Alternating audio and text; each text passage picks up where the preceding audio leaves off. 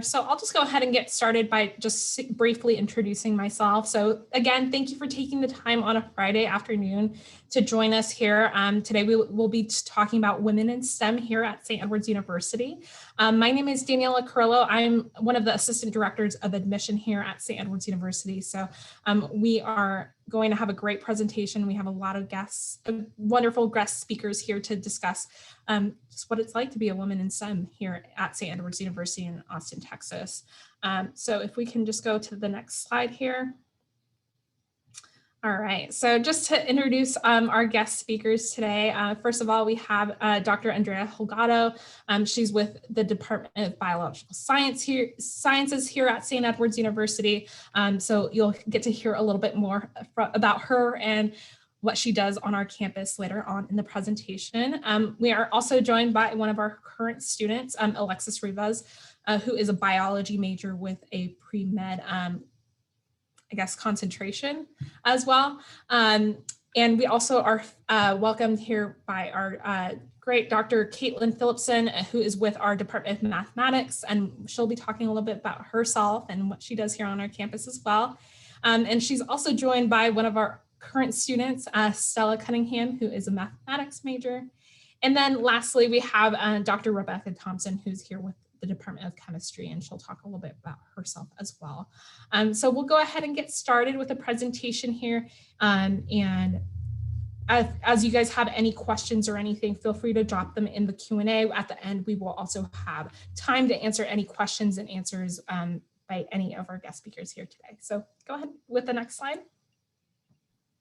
Hello, everyone. My name is Andrea Holgado, and I'm a professor and the department chair of biology at St. Edward's University. We want to start this webinar telling about our education trajectory, as well as our focus on research and science, then continue with a little bit about work and work-life balance, and end by telling you what is motivating us to be a woman in STEM. So in my particular case, I was born and raised in Argentina. So there I got my Bachelor's of Science in Biology as well as biology education.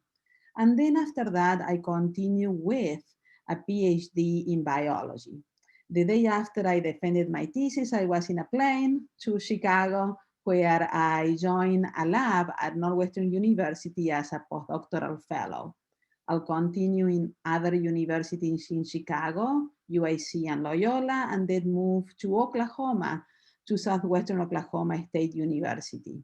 So now I'm here in Texas, Austin, at St. Edward's University, taking a role as a faculty member, a professor, and a department chair. In the case of my research, I study how your brain processes information. So I try to study how your brain is using chemistry, physics, and biology to make memories, to learn new things. And that is what we call synaptic signaling. Underlying synaptic signaling, we have two important events that are neurodevelopment as well as neurodegeneration. And my lab is focusing on those three things: synaptic signaling, neurodevelopment, and neurodegeneration. The way we study the brain is by looking at a simpler brain than the one in humans, and that is the one in C. elegans. So C. elegans is a free-living worm that you can find in the soil that has a nervous system that is composed by 300 neurons rather than the trillions of neurons that we have in our brain. So it's way easier to study neurobiology in C. elegans. More particularly, I study the axon, that is the process that is growing from the neuron of the C. elegans, and I look at one protein of interest, and that is called ONC33. My group is composed by undergraduates and a research technician, so I have a very group of colleagues, and all together we have joined our forces to discover something new in C. elegans and, more importantly, in neuroscience. Once we discover something new, so what we do is we go to conferences, so next, and we present our research. We have lots of fun talking to collaborators and share our findings, as well as use sophisticated tools to study neuroscience, such as a confocal microscope that is shown there. But what is like to be a woman in science whenever you need to think about work-life balance? In my particular case, because I'm an immigrant, my work-life balance is bringing together getting adjusted to this new culture, getting adjusted to the rules and procedures of the United States, as well as learning a new language, learning to eat new food, moving from my empanadas or my soccer to football and basketball, moving from the barbecue in Argentina to the Texas barbecue and the sushi that we eat here. So those are part of the processes that I went through when I was trying to establish a little balance between work and life here in the United States. Next.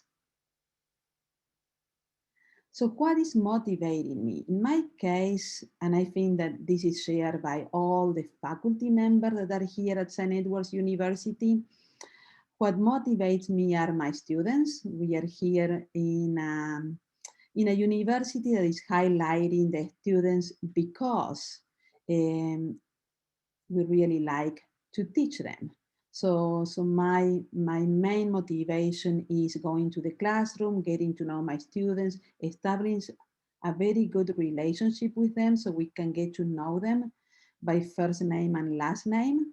And another motivation and inspiration is the type of research or the type of people that I want to work with. In my case, I really enjoy working with a very diverse group. So my research team is super, super diverse. And I also enjoyed discovering something new. So asking questions that we don't know the answer yet and trying to figure out the answer together with my team. So next you're going to hear from our graduating senior, Alexis Rivas. Thank you, Dr. Holgado. My name is Alexis Rivas. I am a senior biology major and I am pre-med. So I grew up along the US-Mexico border in Brownsville, Texas, and I attended Lopez Early College High School. From there, I decided to major in biology at St. Edward's University, and that's where I am today. And at St. Edward's University, I decided to apply to the Joint Admission Medical Program. So to tell you a little bit about that, that's a program that helps low-income students gain access to the medical field as a whole. And I found that out about my freshman year because the pre-health program at St. Edward's University is just so helpful and will really guide you along your 4 years if you are interested in the medical field. And I applied my sophomore year and I ended up getting in. And what this program does is it guarantees you access to any of the participating medical schools in Texas. And it also provides you with numerous resources, which I am so thankful for because I was able to attend 2 separate medical school internships at 2 different medical schools. And that was a truly amazing experience. And I gained so much access within the medical field. And then they also help financially. They give you some scholarships and they help you prepare for the MCAT, which is the exam you take to get into medical school. And because of that program and because of the help of St. Edward's University, I will be attending McGovern Medical School in July. So very soon, and I am very excited, but also very scared. Next slide, please. So now to talk to you about how I am a woman in STEM, I actually work under the direction of Dr. Andrea Holgado, who is an absolutely amazing professor and mentor and an amazing person overall. So I study C. elegans, which Dr. Holgado told you about. And as you can see, they're very tiny microscopic worms. And it's that figure on the left. Yeah, I took that picture recently. It's very hard to get. But I specifically work with UNC33 mutants who have a problem going into a sort of hibernation state.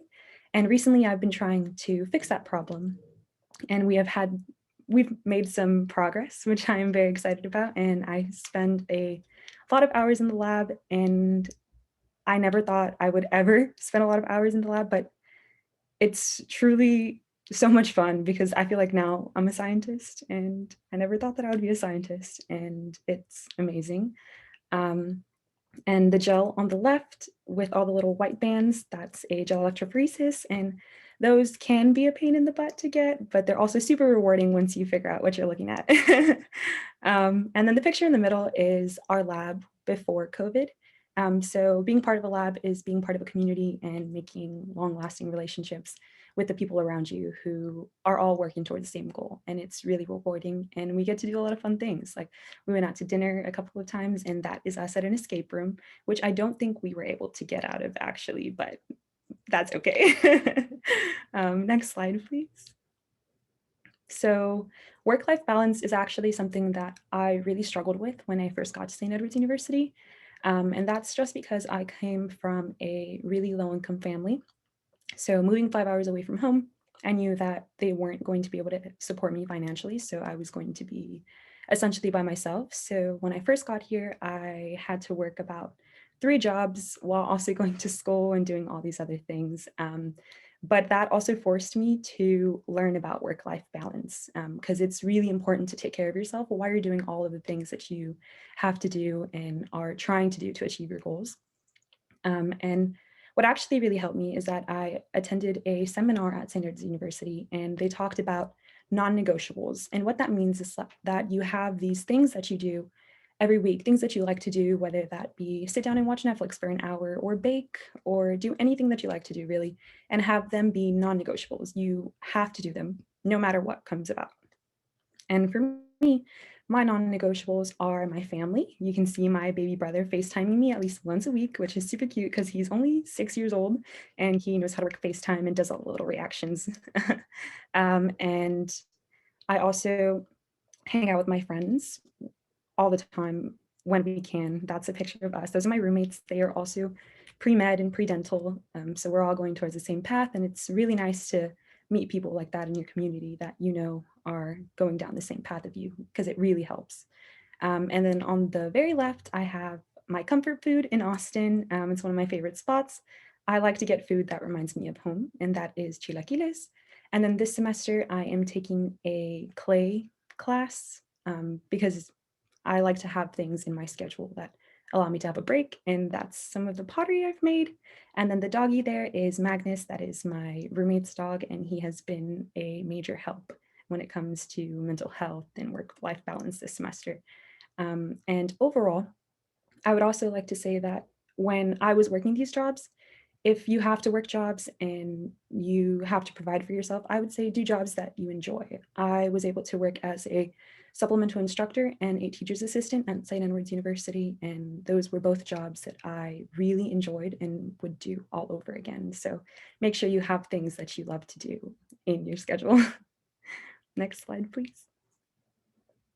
And lastly, what motivates me first and foremost is my family, because I know that they have given up so much for me to get to where I am today. And I can only ever hope to do the same for them as I continue on my career path.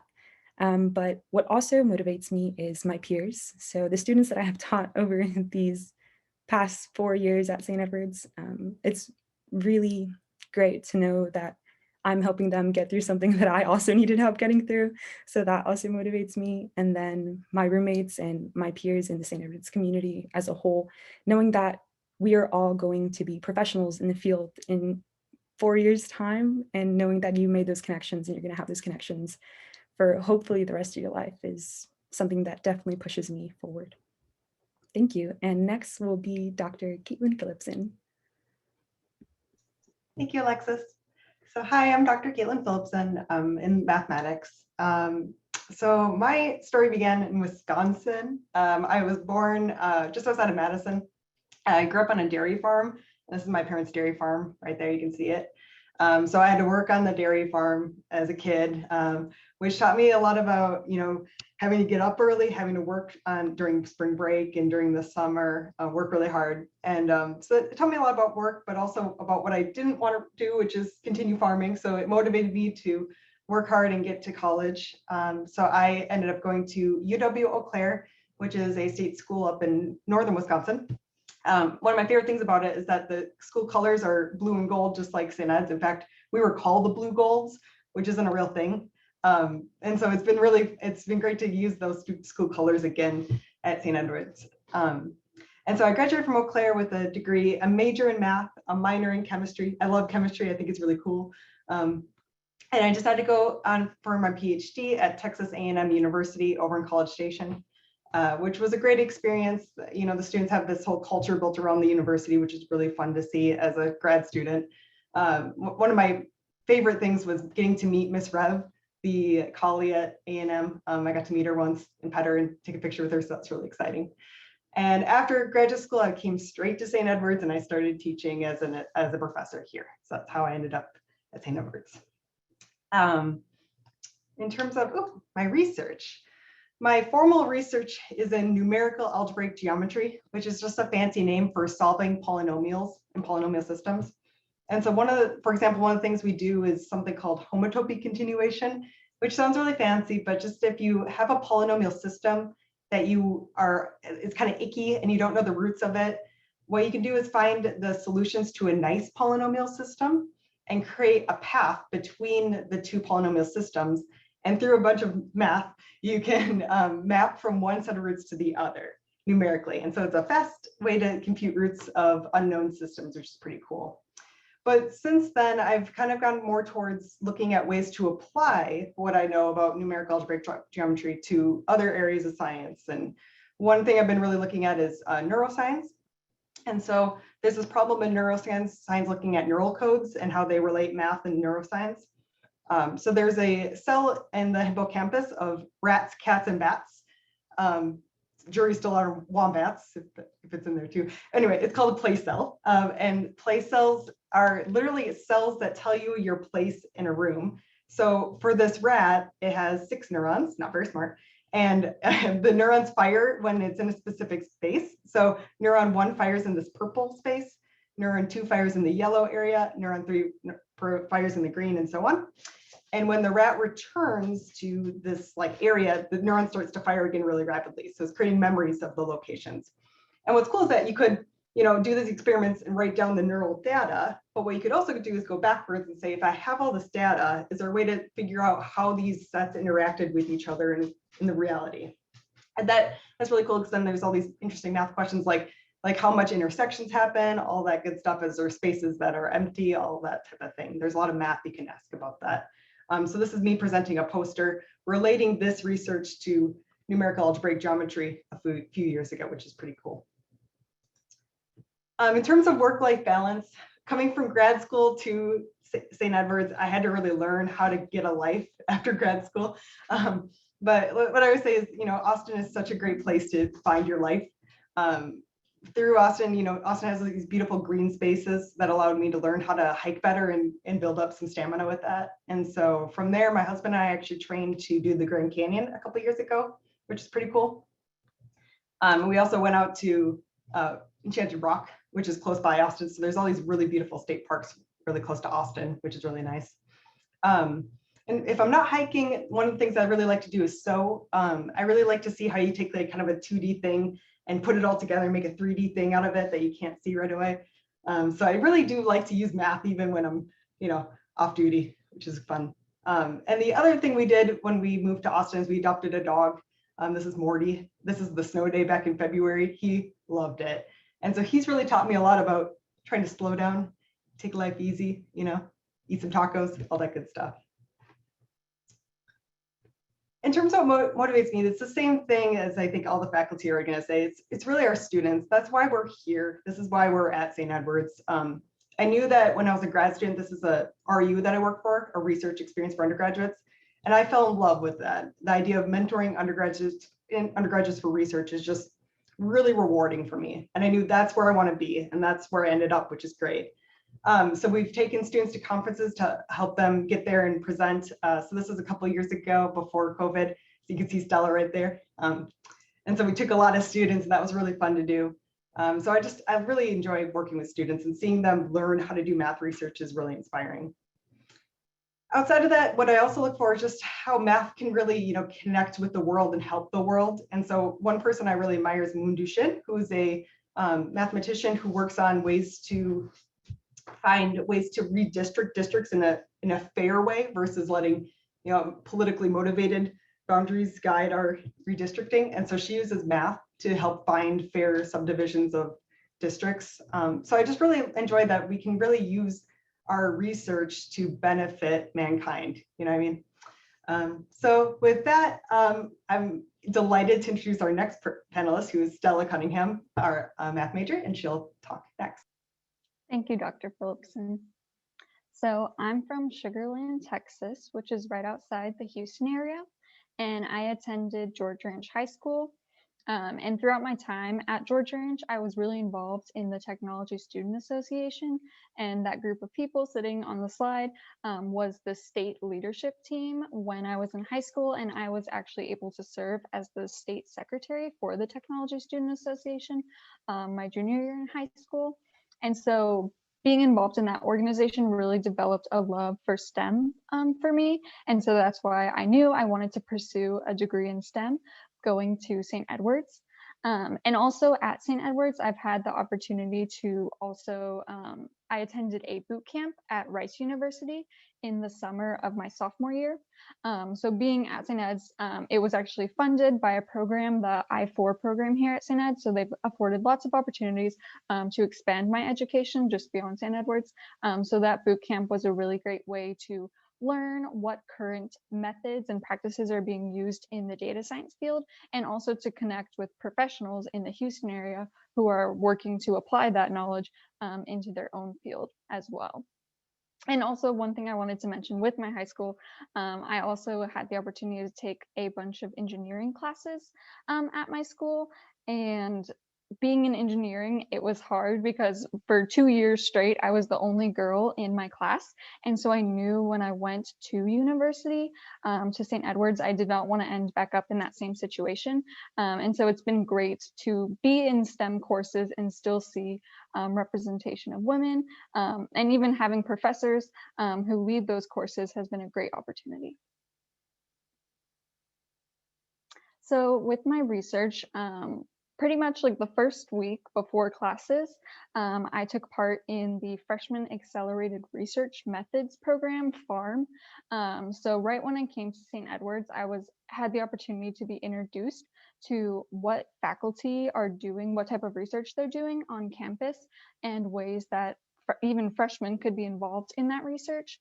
And so at the end of my freshman year, I had been part of a class called Science 1199. And at the end of your freshman year, you could pick a faculty member to work with for a week. And I worked with Dr. Concilio. And so I have a photo of me and Abby when we presented the research. We did some data analysis over species richness at the Commons Board Metropolitan Park, which was where we collected data during that 1 week research experience. And so not only has St. Edward's provided lots of opportunities to do research and work with faculty members, however, they also have a lot of places to present your research and share your findings with the greater community. So it's always really fun to present your poster at the Lucian Symposium, or with mathematics, I've had the chance to go to a couple of different math conferences as well, and see what else people are up to. And so in the summer of my sophomore year, I had the chance to intern with the Nature Conservancy. And so that photo in the middle is when I was presenting the findings from that internship. We collected data along Waller Creek, and then we were able to perform some data analysis. And I presented those findings at the Lucian Symposium.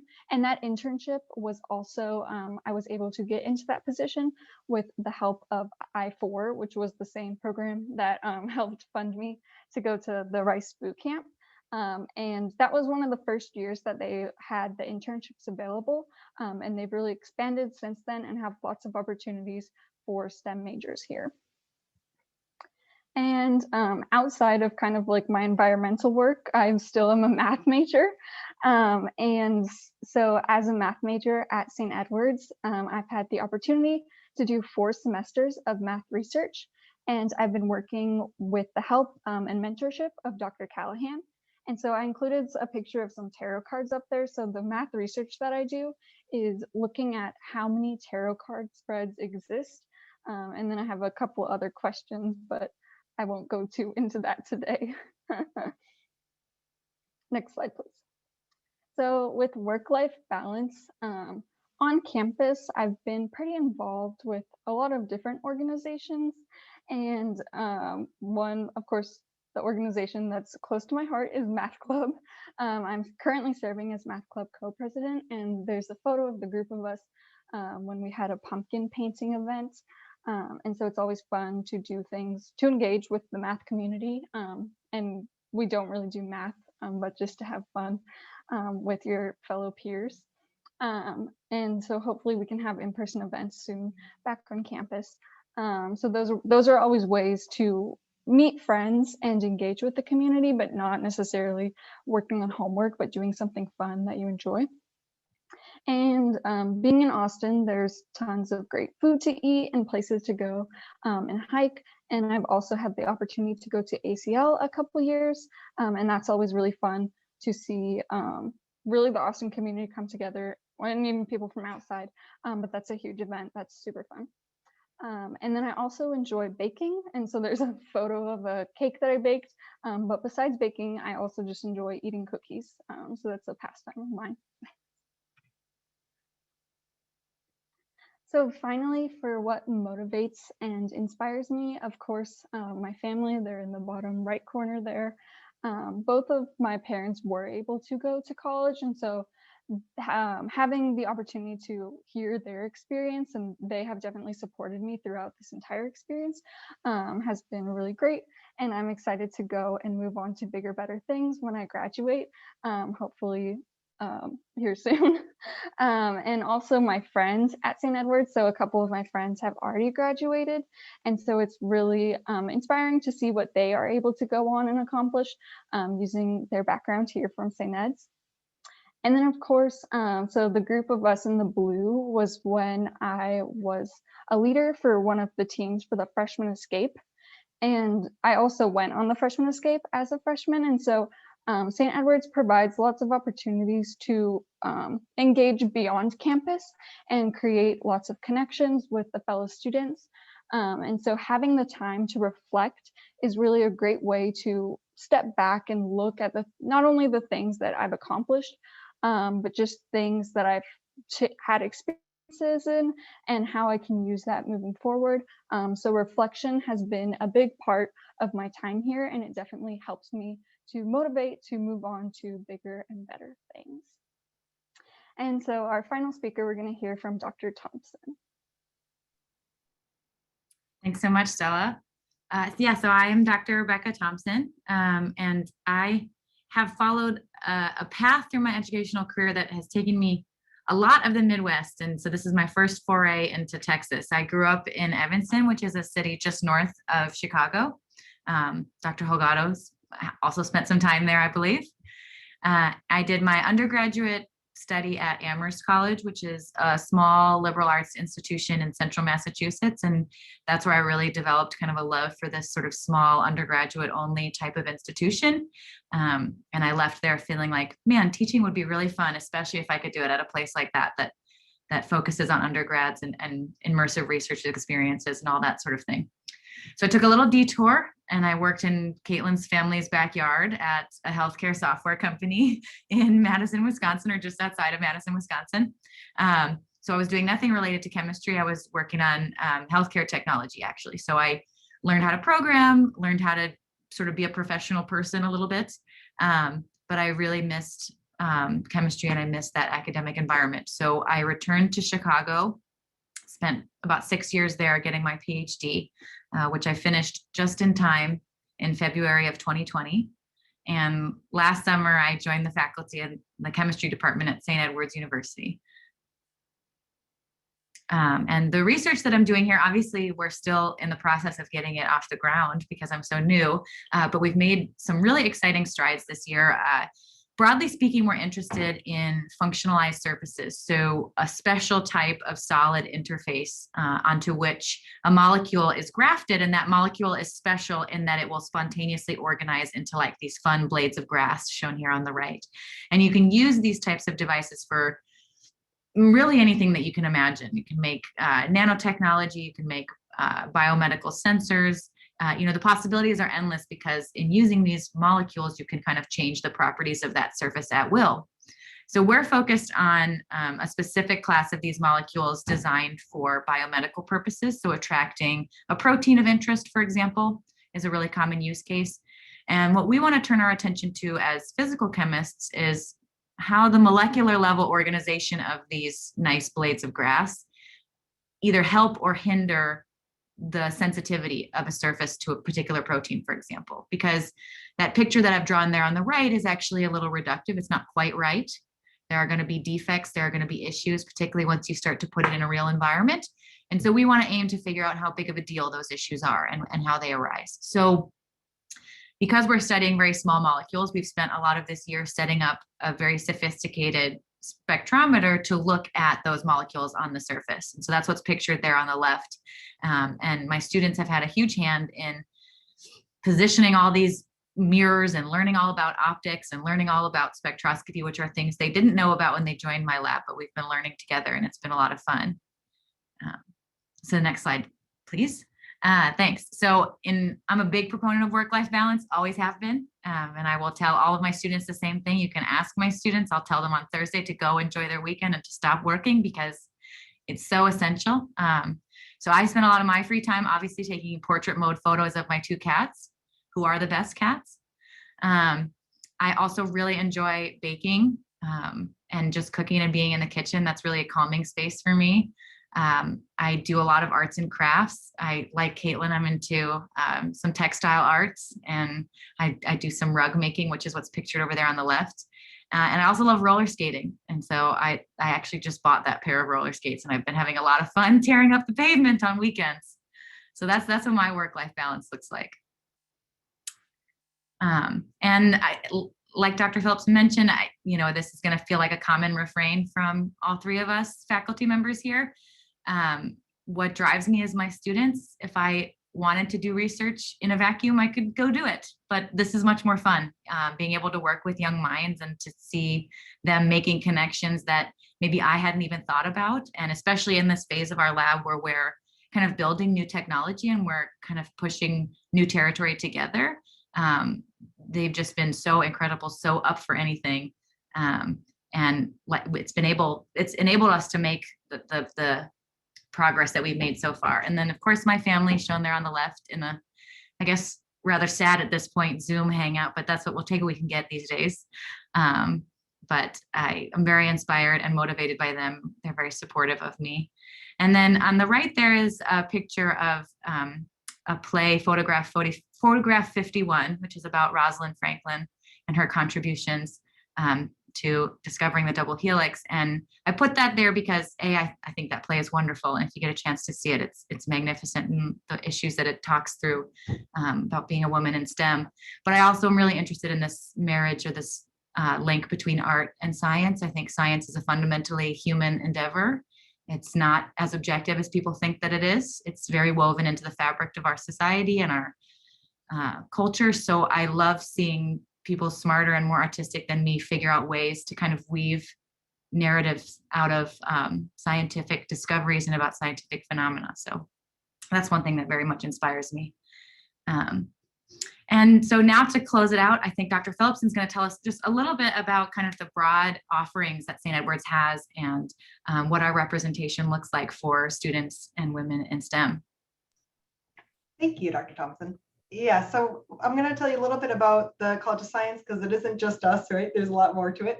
We're representing biology, chemistry, and math, but we also have a Department of Computer Science, Department of Forensic Science, and a Department of Kinesiology.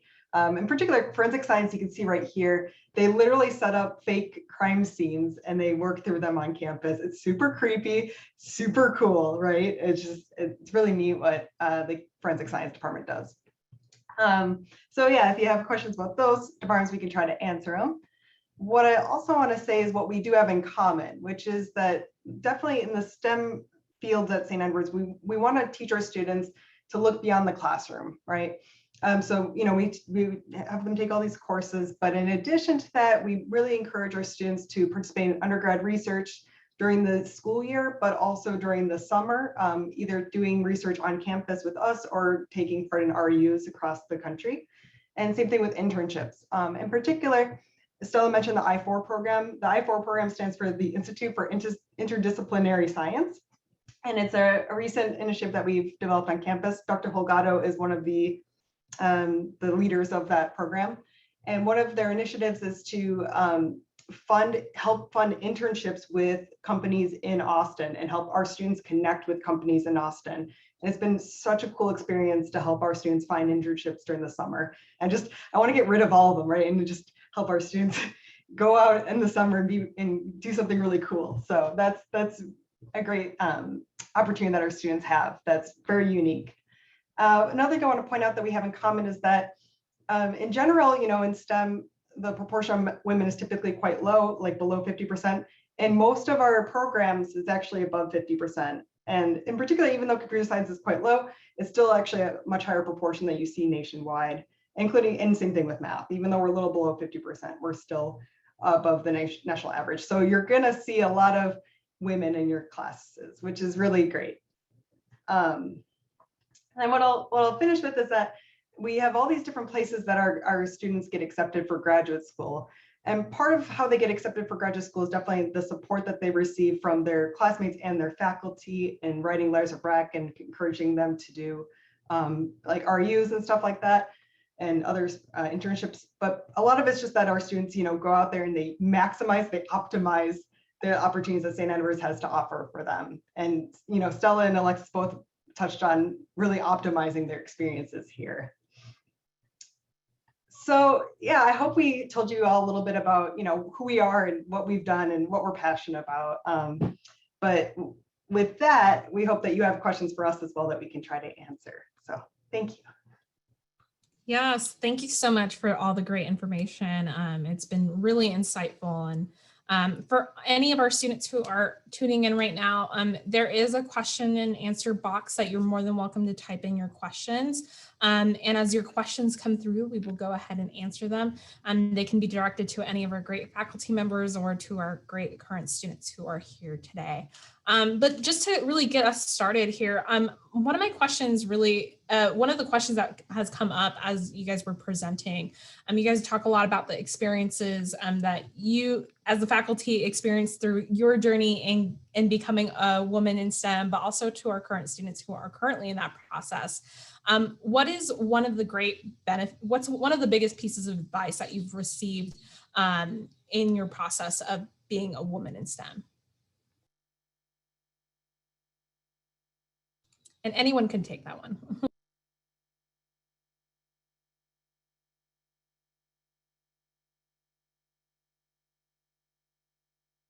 I could go first on this one. So definitely, I think like the landscape is changing for women in STEM, and there definitely are a lot of amazing professionals and in academics, like women out there doing amazing things. And so one thing as I'm like currently looking for opportunities, some advice that I've gotten is just like reach out to people, ask them their experience, because they also like want to help you achieve like your dreams as well. So reaching out because people are willing to help you and they want to help you. And so I think like not being scared to ask for help and being curious to know what others' experiences are like as well. Excellent. Any questions? And again, please don't be shy. There's a lot of time for questions. And just to kind of follow up on that, I guess either Stella or Alexis, what opportunities did you see in St. Edward's to pursue a STEM major? Because a lot of people oftentimes have the misconception because you attend a liberal arts university, you're not going to get the same kind of experience as maybe an institution that focuses on research opportunities. What attracted you to be here at St. Edward's University for your majors?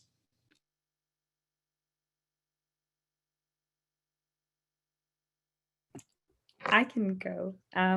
So when I was researching St. Edward's University before I came here, I knew that it was a small university, and I actually heavily debated between UT and St. Edward's. But what ultimately sold me on St. Edward's was that I knew that it was going to be really small and that I was going to make these really close and personal relationships with my professors.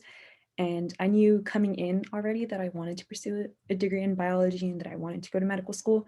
So I knew that being able to establish these relationships was going to be really meaningful, not only for experiences, but in the long run, making these connections in the professional field, as well as having these people that can contribute to your overall application, whether that goes into graduate school or medical school, and having these people essentially vouch for you, who are just amazing. It truly drew me here.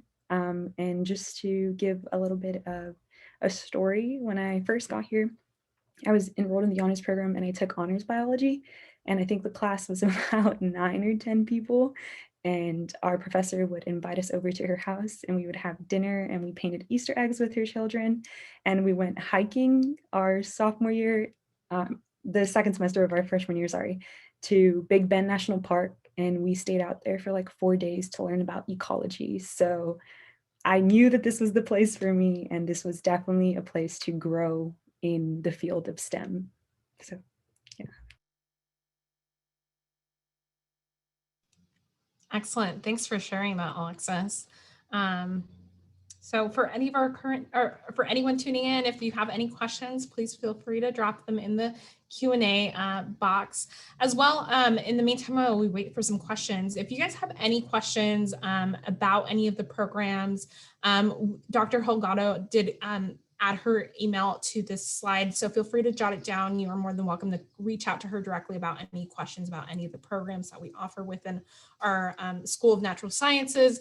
But in addition, if you have any questions about admissions, financial aid, or anything that is not related to the School of Natural Sciences, you're more than welcome to email us directly at the Office of Admission. The email is right below Dr. Holgado's email address, admit@stedwards.edu, and we are more than happy to answer any questions as they come up, especially if you're trying to decide what college is best for you.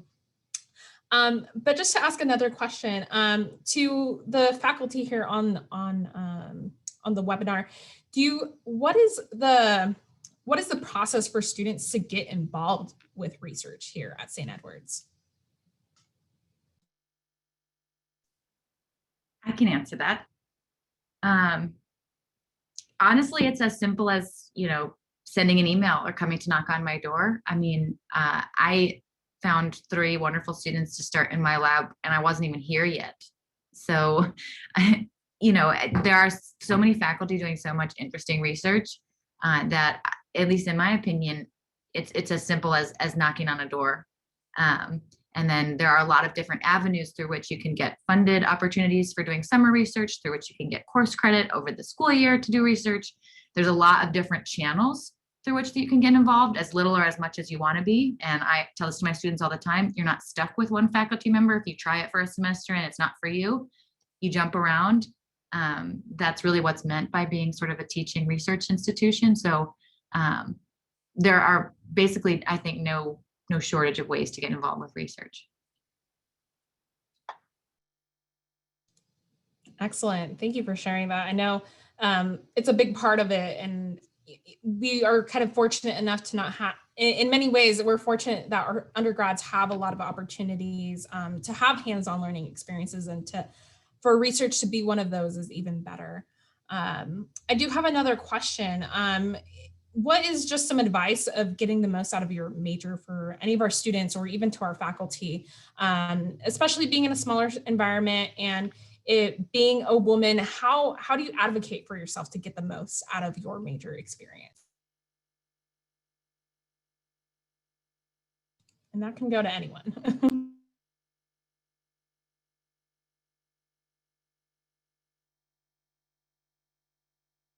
I guess I can say in general, my advice about that is to be willing to go outside your comfort zone. I don't advocate for saying yes to everything, because that can really drain you when you start saying yes to everything.